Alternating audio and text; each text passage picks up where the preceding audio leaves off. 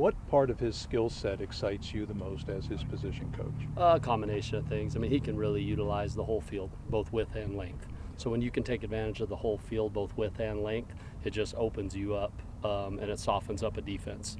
They can't, they can't assume you're never going to throw from hash all the way to sideline, or never going to assume that you're not going to throw deep down the middle late, and that's just what it does. It opens up a lot of things that way, so that excites me. How do you feel like the offense performed against the scout team today? Solid. You never know. You come off the practice field and you think one thing, and then you go back and watch them think, good or bad.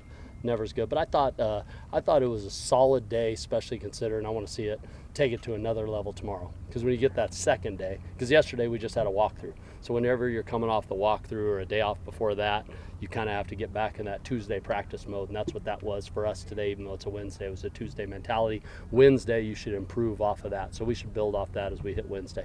Jaden talked about obviously not making the same mistakes again, growing and learning, but I know it's obviously big. You always hear offensive coordinators, coaches say to have running backs and tight ends. Just within what you want to do in the offense, how does having that also help his growth? Oh, definitely. I mean, we have both smart players around him, talented players around him, a lot of leadership, a lot of guys who have played some snaps too around him. And even if it wasn't here at the college football level, they've played a lot of snaps. So that type of stuff around you, because Jaden's one of 11. I know he's going to get the most attention. No one's going to get a group like this when you switch your tight end or your left tackle. It's just the nature of quarterback.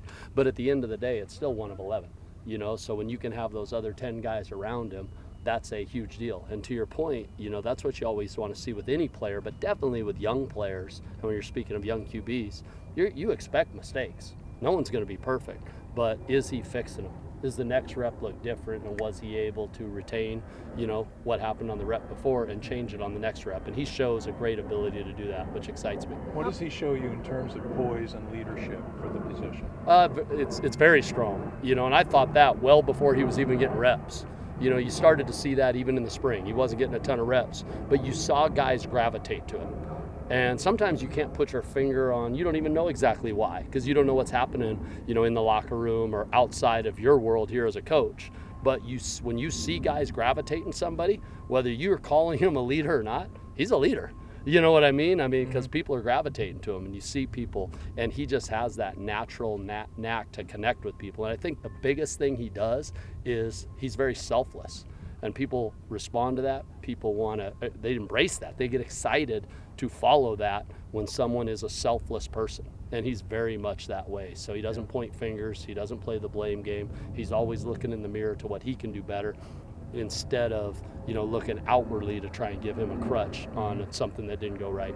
It seems like he's really taken off since Drew got hurt and he got the reps. It seems like he's just kind of really taken off the opportunity and run with it.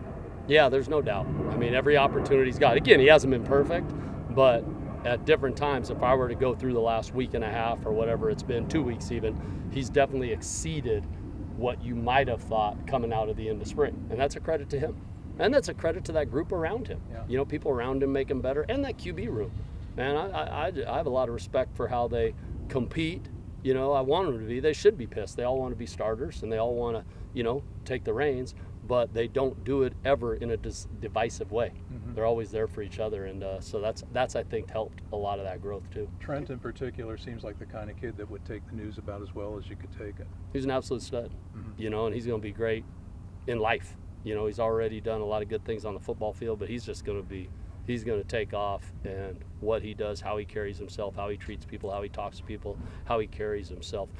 Before this, I'm not just this singular situation. Mm-hmm. It's just that's who he is. So he's someone I love to stay connected with forever, because I'm excited to see what his next steps are in life. But right now, it's all about what he's doing right now. Someday, he wants to come out and have a great practice tomorrow. Someday he'll be making those decisions himself, because he'll be coaching somewhere, right? I wouldn't be surprised if that's what he chooses to do. Can you mention that?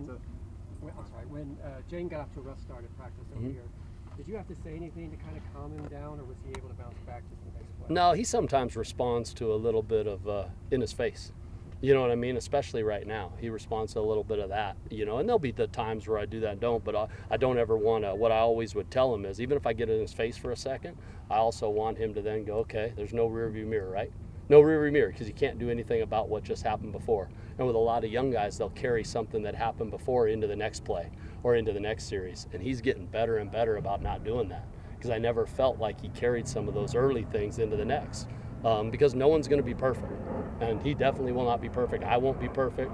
None of you guys will be perfect in anything you do, but it's all about how you respond, and he's getting better and better at that. So it was nothing magical. I said the credit to him responding is him. You know, it's not me. Kenny mentioned that this decision's for week one. Is this going to be a week-to-week situation where you kind of evaluate who's going to be the guy, or when do you want to kind of lock in your kind of QB1 for the rest of the year? I think the best thing to say is every week you're doing whatever you think gives you the best chance to win.